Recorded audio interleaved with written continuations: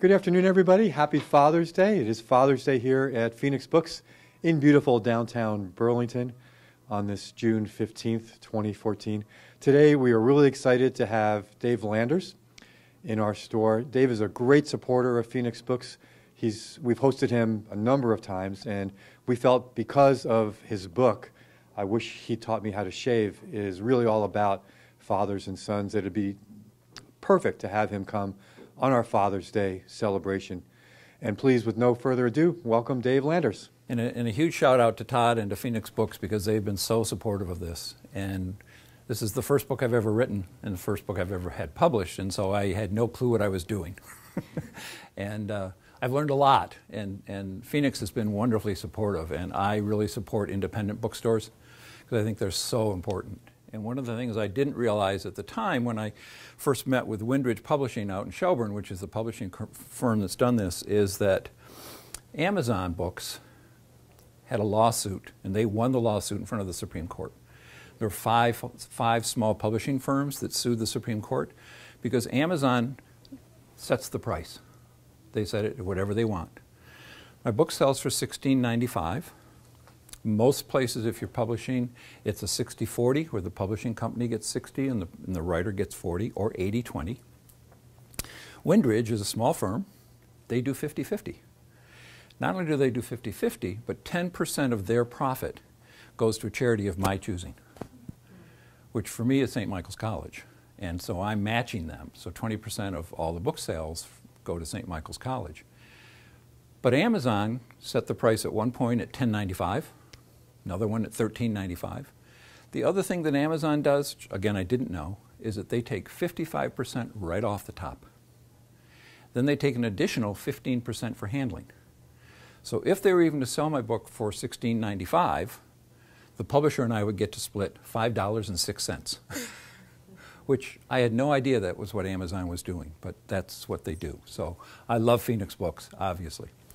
I'm thrilled to be here, and I appreciate your being here. It was very interesting tying this into Father's Day because there's so much right now that's coming out about fathers. So the New York Times had an article the other day, and the title of the article is Relevant, Nurturing, Well, So's Your Old Man.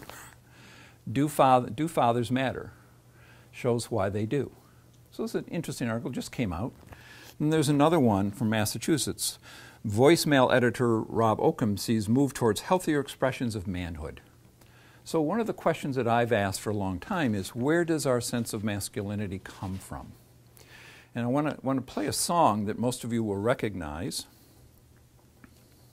Hopefully, I'll play the song. And listen to it in the context of what we're talking about today.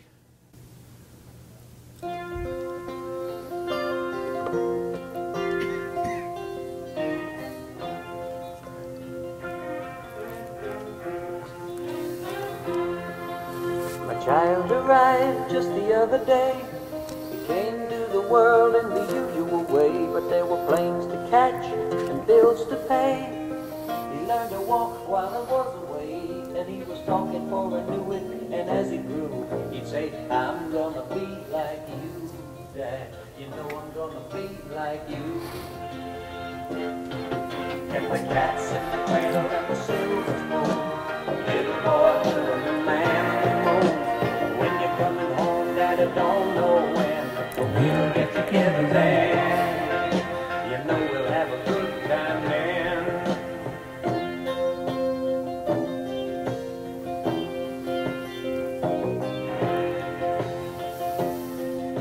My son turned 10 just the other day. He said, thanks for the ball, Dad, come on, let's play. Can you teach me to throw? I said, not today, I got a lot to do.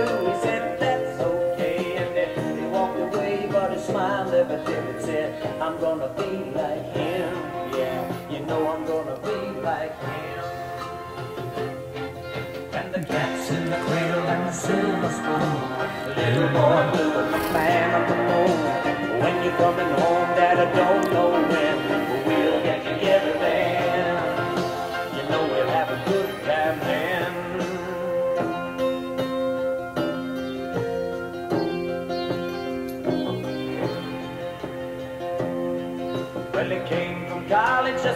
other day. So much like a man, I just had to say, son, I'm proud of you. Can you sit for a while? He shook his head and he said with a smile, what I'd really like, Dad, is to borrow the car keys. See you later, can I have them, please? And the cat's in the cradle and the silver spoon, little boy blue and the man on the moon. When you're coming home, son, I don't know when, but we'll get together then, Dad. You know we'll have a good time then.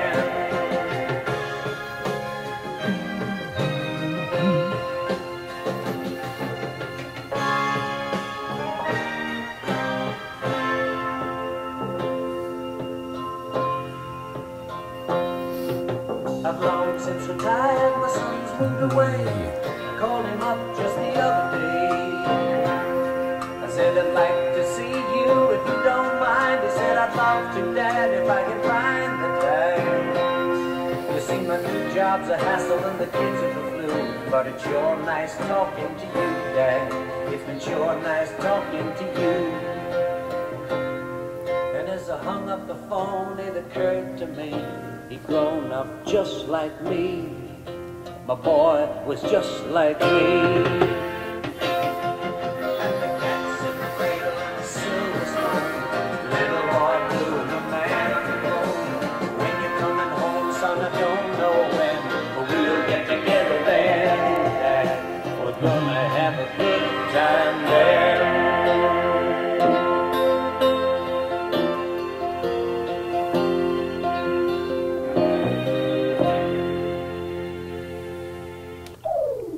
Most of us have heard that song, but in this context, it's pretty powerful. Because one of the questions we have to ask is, where do our visions of what a man is come from, whether you're a man or a woman? So I teach a course at St. Michael's College called Men and Masculinities.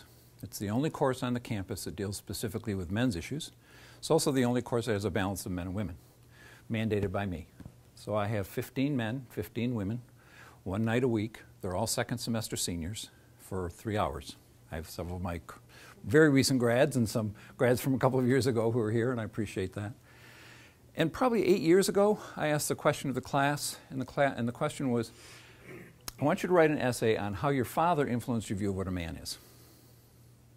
And I collected the papers, and I was blown away by the responses. I don't know what I was expecting, but what I got was amazing. And I said to the class each time, these are wonderful, there's something here, but I don't know what it is. So I don't know if it's an article or a book or something. But may I keep these papers and use them? I won't use your names. And they all said yes. And so for 8 years, I kept these. Then a couple of years ago, a young man in class said, in his essay, he said, you know, I never realized until I wrote this essay that I used to talk about my dad all the time. My dad was a businessman. He was an important guy. He traveled all over the world. He had a Rolex watch. He had a BlackBerry. He said, I stole one of his business cards. And he said, friends would say, what does your dad do? And he said, I'd whip out my dad's business card out of my Spider-Man wallet. And he said, and I'd give it to people. He said, what I didn't realize was that Mom was home taking care of 3 very rambunctious kids who fought all the time. I never recognized or acknowledged what Mom did, ever. And he said, you know, as much as I love my dad and my dad loves me, he said, I remember seeing the commercial on television of the father and son standing in front of the mirror with the shaving cream. And he said, I just wish he taught me how to shave. I was like, that's it. That's the title of the book. And so the book is a collection of 48 essays from my students. I got back in contact with them and got permission slips signed by all of them, promised them anonymity and have that from them. And so what I did was to put these together in a series of chapters. And I'll give you the titles of the chapters because they just fit. The first one is Masculinity and Fathers. That's the macho dad. The second one is Fathers and Tears, fathers and crying. And the number of people who have said, I've never seen my father cry except at his mother's funeral. It's amazing. And what happens is, if you don't see it, you can't be it. And so for young women who had never seen a man cry, if they have a partner who cries, they're like, okay, what's wrong with that person? Because men aren't supposed to cry. The next chapters is fathers who disappoint, or distant fathers. And then fathers and alcohol. Then fathers and LGBTQ issues, lesbian, gay, bisexual, transgender, questioning. And the last chapter is wonderful fathers. And I save that for the last because I don't judge the fathers in here. Fathers do the best job they know how. It doesn't mean they do the job they need to do, and it doesn't mean that they do the job that their children may need from them. So in watching all of the publicity around Father's Day, the articles in the newspaper, things on Facebook, there was an interesting picture 2 days ago of President Obama and his two daughters, and the caption underneath said, "Are you a fun dad?" Interesting question. And then last night on the national news, they talked about Field of Dreams because this is the 25th anniversary of that movie. And they talked about the fact that part of that movie was about the relationship between the character played by Kevin Costner and his father. And his father had died, and so he builds this baseball field on his farm. These old baseball players come out, including his father. And one of the questions he says is, "Will you play catch with me?" Which takes me to the only person in here who I identify. That's my own nephew. This is Brian. I remember visiting my brother and his family one summer. My nephew Brian was 10 at the time of this particular visit, and I stayed in the attic, which was his domain. I would have been content to sleep on the floor, but my nephew gave me his bed. I always enjoyed talking with Brian. He was a really nice kid, and now he is a wonderful man. Back then, I shared the attic with him. I was about to drop off to sleep when he asked me, "Uncle Dave, how come Dad never plays catch with me in the backyard like my friends' dads do?" Is the measure of a man whether or not he plays catch with his son in the backyard? I suppose for some young men it is. I told Brian that it wasn't that his dad, my brother, didn't love him. It was simply that our father had never done that with us. And so perhaps my brother had never realized that was something he should have done. I tried to explain to this sweet 10-year-old that our father, his grandfather, had been a mailman who worked really, really hard. Came home from work tired, never had the time to go out and play catch with us. The reality and the truth was that our father came home from work around 5:30 and went straight to bed, where he took a nap before dinner. Mom never started dinner until Dad was home, a fact that made no sense back then, but now it does. What we didn't know or understand was that Dad got off work at 3 in the afternoon and spent the next 2 hours drinking with his friends at the local American Legion post. Dad hadn't been a veteran of any war, but he knew all the men there. The American Legion post was part of his mail route.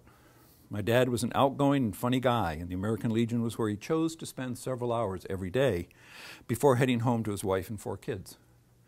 Of course, that also meant that when he got home, he was drunk. But we never knew that back then. We just knew that Dad was tired from working so hard as a mailman, walking his route every day. Naturally, Mom never explained this to any of us. She merely waited until he got home. She also sent me upstairs to wake him up when dinner was ready.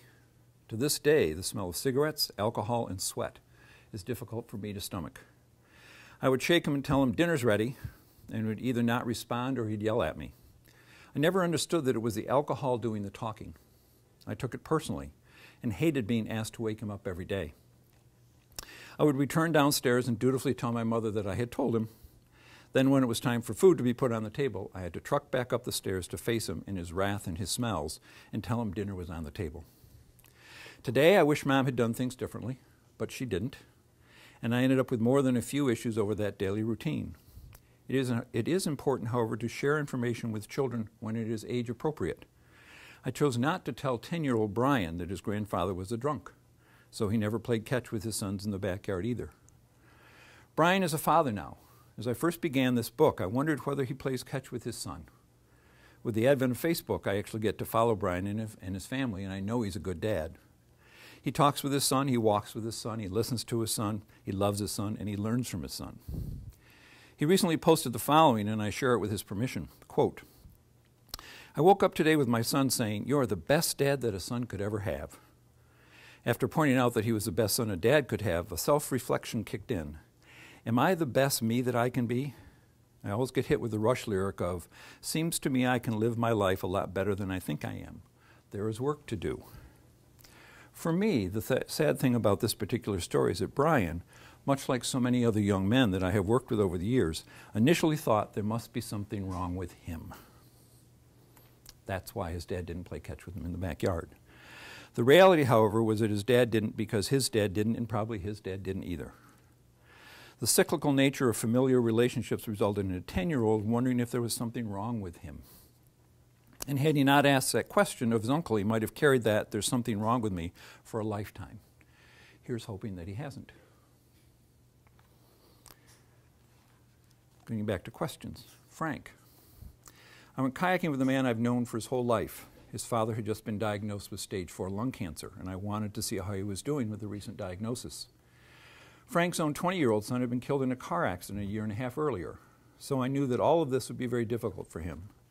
I chose to invite him kayaking because of the sage advice offered by researcher and author William Pollock, whose book Real Boys has been a cornerstone of my work and a staple in my classes for many years. Pollock writes, "Rather than nudging a boy to sit down and share his feelings, begin by simply joining him in an activity that he enjoys. Often by simply doing something with the boy, playing a game with him, joining him for a duet on the piano, taking him to an amusement park, we forge a connection that then enables him to open up. In the middle of the game, the duet, or the Ferris wheel ride, a boy may often feel close and safe enough to share his feelings he'd otherwise kept hidden." Pollock's advice to do something with boys to forge a bond had rung true in the case of a former student of mine, who was asked by the student newspaper to speak about a member of the community who had been significant in his life. He mentioned me. He said that while he had never set foot in my counseling office for counseling, I had been his counselor for 2 years. We played racquetball.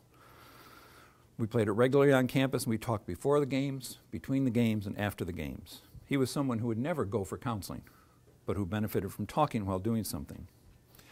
As we began my paddle with Frank, Frank said, I asked him how he was doing. He goes, "You know, I don't think I've dealt with my own son's death, much less my dad's diagnosis."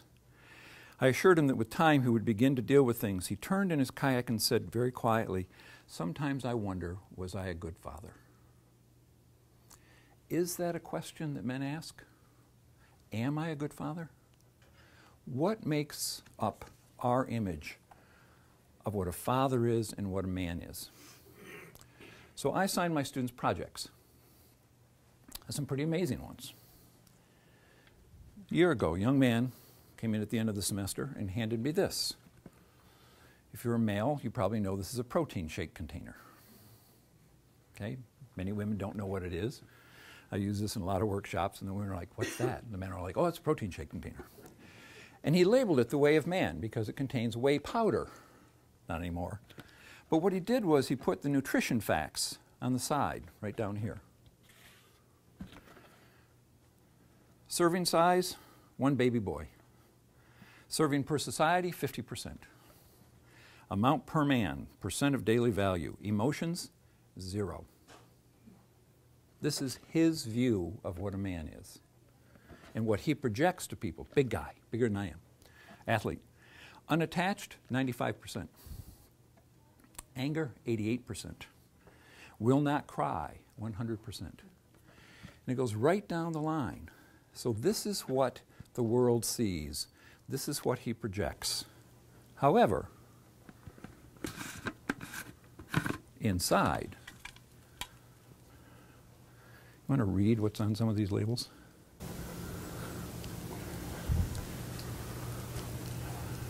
Determined, caring, strong, respectful, reliable, nurturing, passionate, trustworthy. And there's another one over here, loving.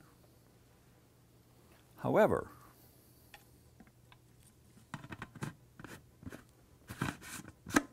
they're screwed down tight. Another student did a project this year. She labeled this the 21st Century Atlas. She took another young man from the class, and he's holding up the world. The world consists of Adidas and Facebook and Instagram, all kinds of things. But the pressures around him, you see a thing of weights over here, and money over here, and pills over here. And this, I understand, is a portal into a video game. I don't know. But he's holding up the world, and this is what she sees. So this is a young woman who said, and she labels it, 21st Century Atlas. The lines on his body are fascinating because today, a lot of the shaving cream companies, or the shavers, have created ways that if a man wants to completely shave his body, he can do it. And so their commercials now have outlines of bodies, topographical outlines like this. It's also fascinating. Then the other one is this. So on the inside, this young man, so what he sees when he wears this mask, who am I? But the labels on the outside, handsome, a man, strong, competitive, muscular. Do I feel? Feel no pain, show no pain, funny, risky, a soldier, intellectual, a provider. So the masks that men wear, which are created by society, we either challenge them and question them, or we go along with them. What my students wanted to do was they wanted to have a voice. They wanted their stories to be heard. And so by publishing this book and trying to create that, I've tried to do that. The individual responses I've gotten from people who have read the book started with a wonderful card I got from a woman who at the time was 86 years old. She wrote, "Dear Dr. Dave, thank you for writing this book. I wept as I remembered my long, loving relationship with my own father. Thank you for writing this. The generational differences are amazing." I got an email from a father, and he said, "I know that my son took your class several years ago. Can you tell me if his essay is in your book?" And being the former counselor that I am, I very nicely said, "What a wonderful question for you to ask your son." And then at the end of the book, after he had read the whole book, he sent me another email. And he says, "Hi Dave, I just about finished your book and I loved it.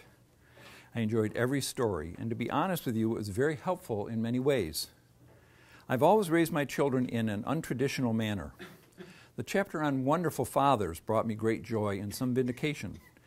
I have always looked at societal norms and scratched my head thinking, this is not for me. Reading that chapter, especially Molly's story, reinforced what I've always felt deeply within my heart. I follow my heart at all times, and sometimes, not often, I wonder why am I so different from most dads." And while it's wonderful that this man now recognizes after reading an essay in the book that he's a wonderful father, he has a 17-year-old daughter and a 26-year-old son. And it wasn't until he read an essay in my book that he realized he was a good father. And I find that just immensely sad. So how do you determine whether you're the good dad? As Frank asks the question. How do you deal with Brian, who says, basically, what was wrong with me, that Dad didn't play ball with me? So the essays in the book cover the gamut. And I talked with someone from the class of '84. We had a reunion at St. Mike's this past weekend. And he said, he had read the book, and he said, there's something in this book for everyone. He said, I found I couldn't put the book down. I had a young woman who just graduated, and she read the book in a day and a half when she got it last August. And she sent me an email, and she said, this finally gave me the courage to say some things to my own father that I never had had the courage to say before. Thank you for writing the book. So, do you have questions or comments? Hello, David. Do you have questions or comments or observations? I can read some more from the book if you would like me to. I have several things selected, so what would you like? This is like class. Nobody says anything. Okay.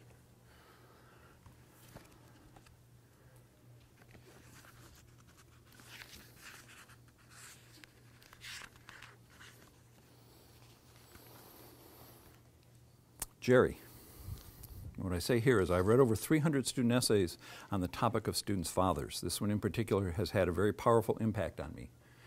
Jerry is bright. She is responsible and a good, effective student leader. She is someone who will be an amazing professional in the field of counseling and social services. But she has never understood or accepted her own skills and gifts. This essay reveals why. As I mentioned in the introduction to this chapter, society's expectations for masculinity can sometimes affect fatherhood in harmful ways. Jerry's story is a poignant illustration. She writes, "When I was a kid, everyone thought I was a daddy's girl because I spent so much time with my father. It's true, I did spend a lot of time with my dad, but only out of necessity. He needed the help, and my mom was emotionally unable to care for me. As a girl, I learned a great deal about men from him, or rather what he thought it meant to be a man. I have since been let down by my father so many times I dare not to try to count.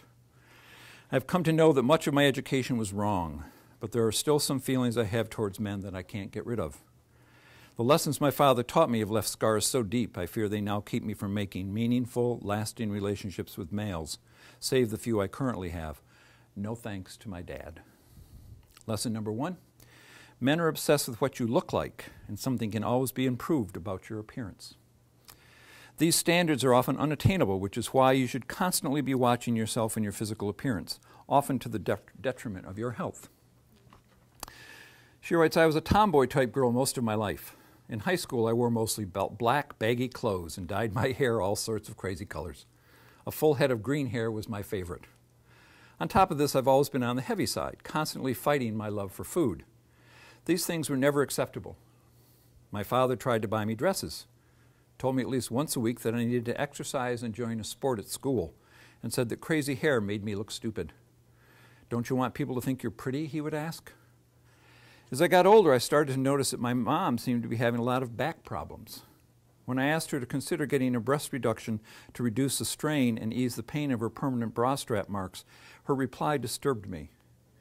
In the state of Virginia at that time, a tubal ligation needs to be approved by the husband. My father refused to let her get a tubal ligation, so she never even asked him about the breast reduction surgery because he always told her how much he likes her size 44F breasts. Like me, she's also had a problem with her weight, and my dad makes sure to let both her and I know that we're not up to par. Every meal, every snack, every drink is monitored and comes with a comment.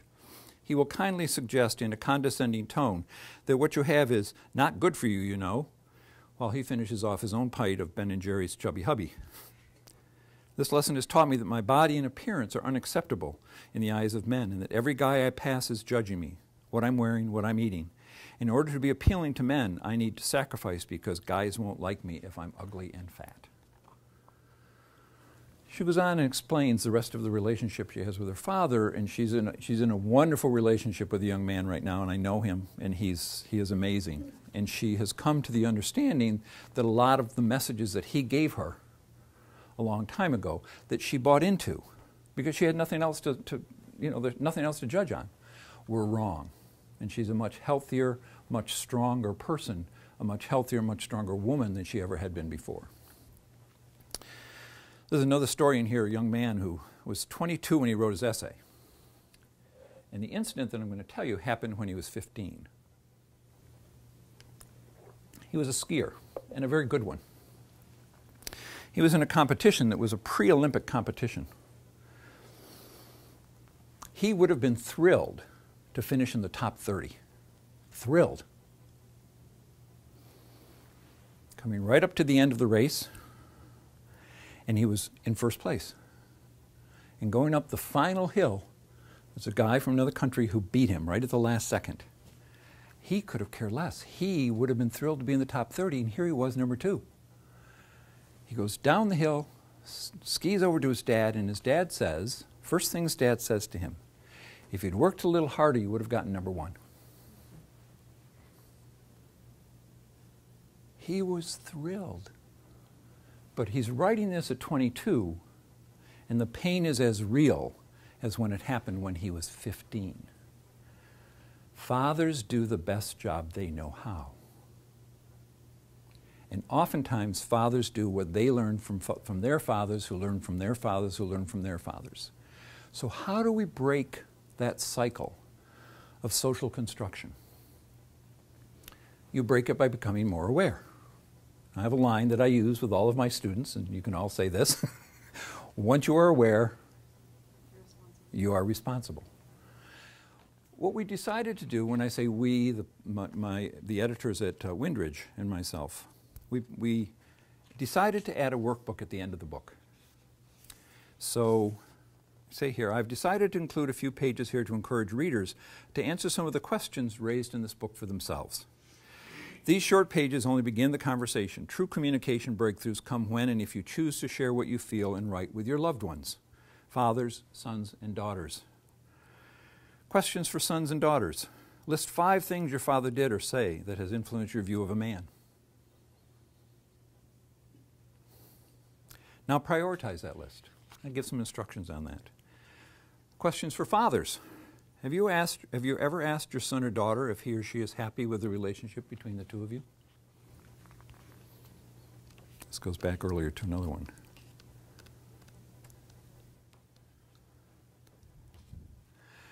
A good friend of mine, Henry, was concerned that he and his son were not as close as he would like them to be. I suggested he ask his son about this, and he did. While they were driving, Henry asked his son if he was happy with his relationship. To his credit, Henry's son said no, and that he would like to spend more time with his dad. Because my friend was able to take the risk of asking his son a difficult question, they had a great opportunity for an open and honest conversation. I wonder just how many fathers ever ask this question, and how many sons will give an honest answer if and when the question is asked in the first place. Later, Henry was at the White House because his company was being honored along with several other companies for its work in the area of women's health issues. After the ceremony was complete, Henry asked a White House aide if it could be arranged for him to get to the airport as soon as possible. The aide informed him that they were about to move to the Rose Garden for photos with the First Lady. My friend said simply that he had to get home because it was Halloween and he wanted to take his kids trick-or-treating. Henry knew that it was more important for him and his 2 kids to be home instead of posing for pictures, even with the First Lady. What are you going to do in terms of the relationships with men in your life? What are you going to do in terms of relationships with women in your life? Your conversations, your ability to question is so important. I love teaching. Anyone who knows me knows I don't just like teaching. I love teaching. And I love teaching because my students teach me something every single time I have an interaction with them. Their honesty, they're saying, Dave, we want to have a voice. People don't listen to us. Too often as a society, we dismiss young people. They're young people. They don't really care. They don't get involved. They don't do these things. Young people are pretty wonderful, and they are our future. We're not leaving them a very good world at the moment, and we need to give them every tool that they can use to have good, successful relationships. Relationships are not always easy. You have to work really, really hard at a relationship. But what this shows you in the different essays, and again there are 48 essays in this book, is it is possible to not buy into guilt. Guilt is a wasted emotion. To take control of the relationships that you have and ask those difficult questions. Okay. Can you read a wonderful essay? Yes.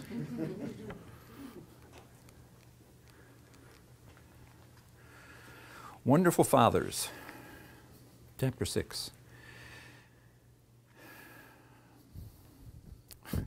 Peg's father has challenged gender role stereotypes. Appreciating his example, Peg tells us that she compares other males in her life to her father and pushes them to acquire the qualities my father puts forth.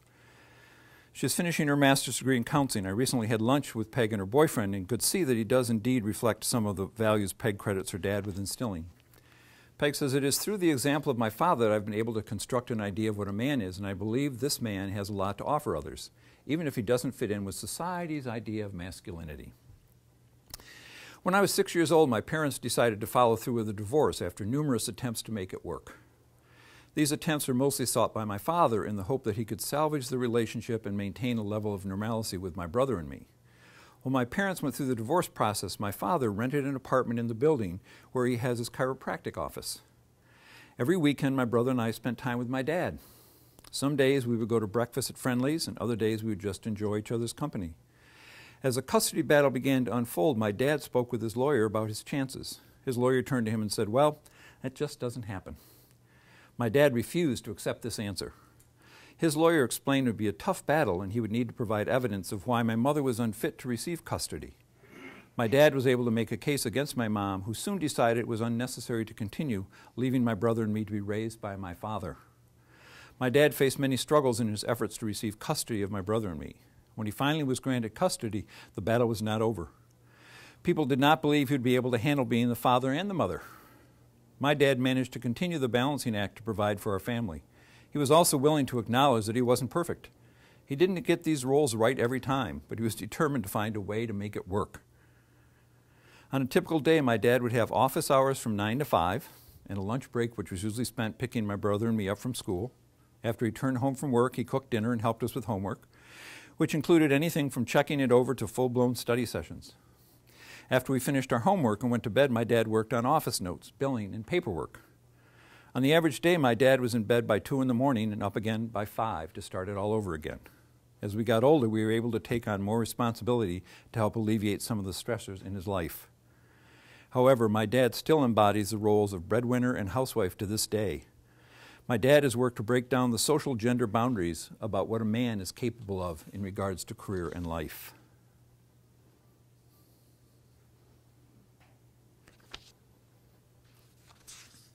Laura says, Mom was always working, but so was Dad. I never realized the role my father held in my family until I looked at the dynamics of my best friend's family. Her father traveled around the world every few weeks, leaving his wife with all the responsibilities. In contrast, my dad and Mom carried equal weight in our upbringing. Dad worked the usual 9 to 5 until I was in middle school. During that time, Mom was per diem. She would be the one to greet us getting off the bus, but Dad would be the one who spent all night and weekends playing with us. There are some wonderful stories in here. There are some sad stories, there are some wonderful stories. And not all fathers are men. There are some mothers, there are some women who are wonderful fathers because they've had to be both mother and father. And that's okay. But someone needs to tell people that's okay.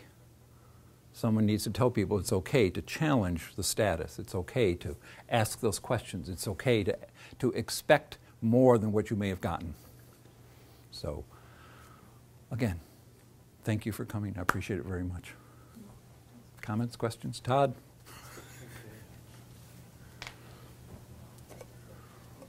Silence. Today? Okay. I have a question. Yes, sir. You made a comment at the beginning that by choice, so you wanted to have a balance of male and female in your Yes. classes. Could you share us why? And I guess my other question, in preface to that, was: is this course on masculinity or is it on fatherhood? It's on, the title of the course is Men and Masculinities, because there are different levels of masculinity. I mean, it's a great question. So I've been teaching gender studies for a long time at St. Mike's. Right now I teach full-time in psychology and gender studies, but for 23 years I was the head of the counseling center at St. Mike's, and so I was the head of the counseling center and one of the full-time counselors. But what I found was when I started offering my gender studies course, I didn't want it to be what most gender studies courses are, and that is mostly women. That there had to be a dialogue between men and women. In my class, every night, because I have 30 students, we have 5 groups of 6, and I have 3 men and 3 women in each group, so that they have a chance to talk with each other about issues that they normally don't talk about unless they're drunk or stoned. But what happens is, by being able to have those conversations with the other sex, you find out so much that you never would have had an opportunity for before. So I will only teach the course if it has a balance of men and women. At one point I had 40 students in class. I team taught with a friend of mine, a colleague, Linda Hollingdale, and we had 20 men and 20 women.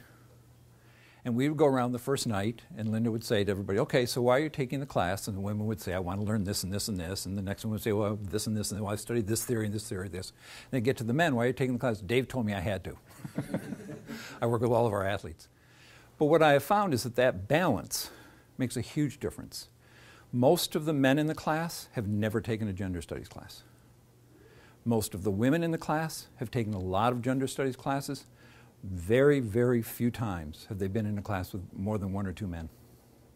And in order to have a dialogue, you've got to have between 2 people.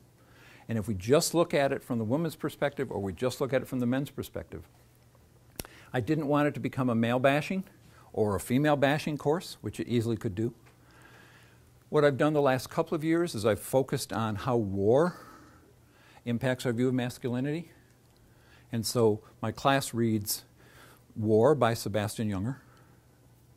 Then they watch the documentary Restrepo. They write papers about each of these experiences. And then I had a young man who's a veteran who spoke in my class last year, took the class this year, who was a medic in Afghanistan, and he talked about what it was like to be a man in the military.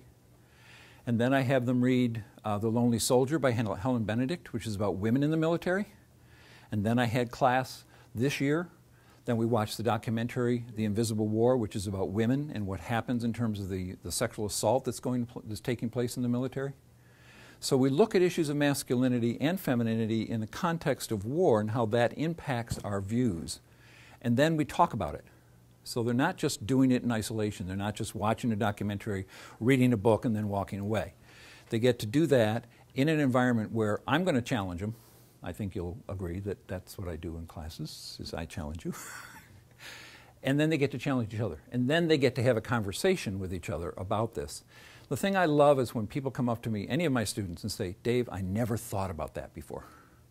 Or I get people who are not in my class who come up and go, we were talking about your class last night until 2 o'clock in the morning. There's nothing better for a professor than to have a student tell you something like that. So that's why I construct it that way. And it was funny because originally the registrar's office was like, well, we can't do that. We're not set up to do that. I'm like, no, I have to have a balance, so we can't do that. I said, fine. People just sign up with me. So I have a wait list. People sign up, and oftentimes I don't know the students who've signed up. Gender studies majors get a priority, but I end up with, I've had as many as 50 students on a wait list to get into that class in the past.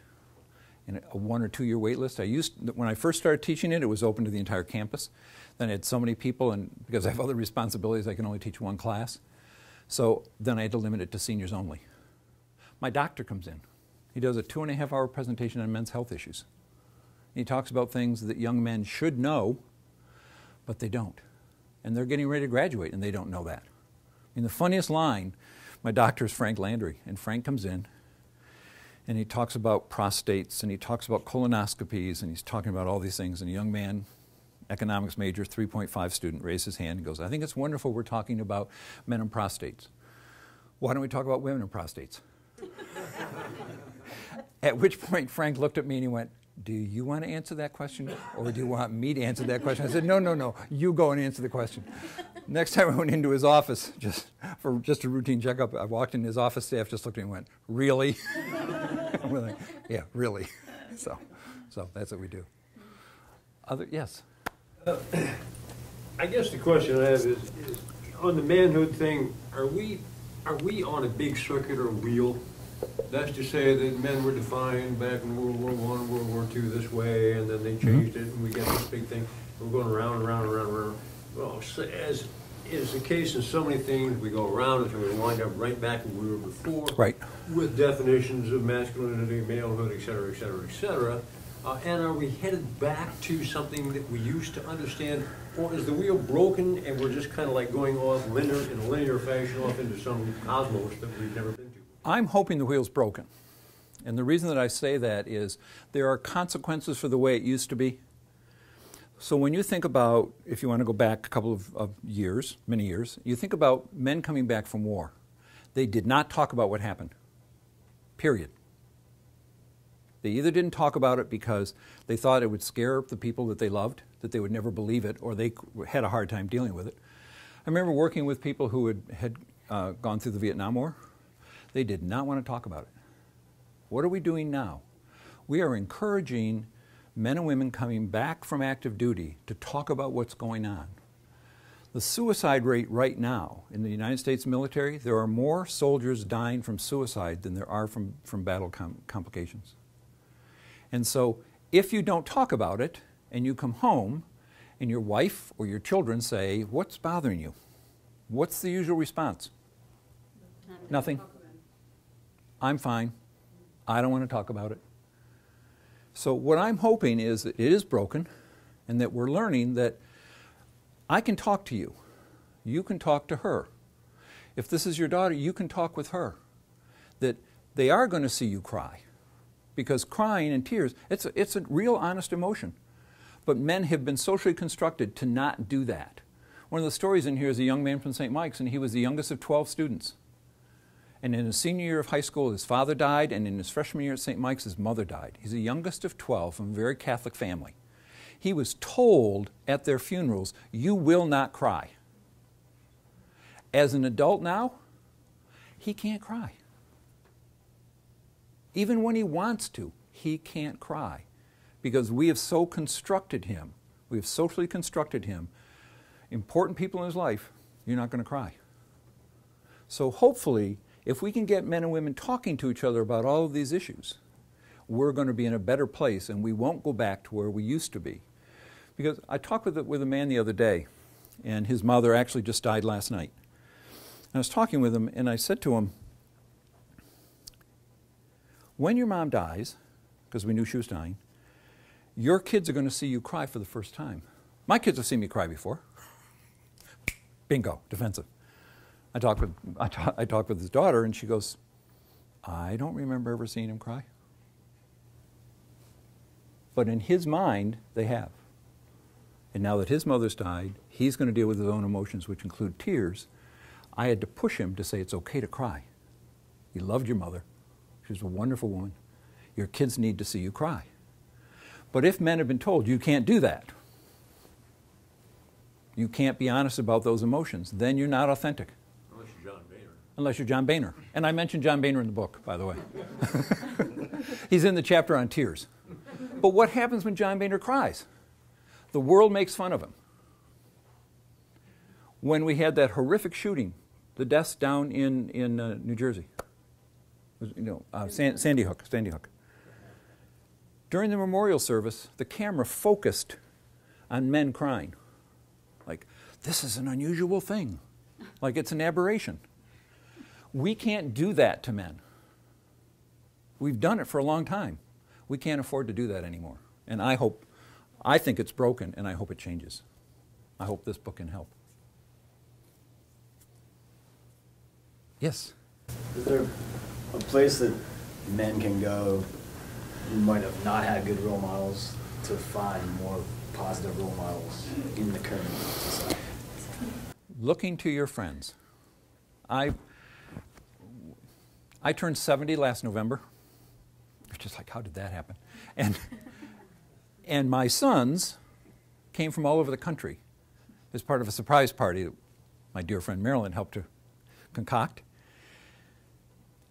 There are people who see me as a father, although I'm not a biological father, and I won't ask them why they see that. Em just posted an incredible picture from her graduation. I'm standing between me and her own father. I listen to people, so you need to find people who listen to you. And you must have them in your life. It doesn't have to be a man, it doesn't have to be a father, it doesn't have to be a mother. It can be, who are your friends who listen to you? What do you need to say?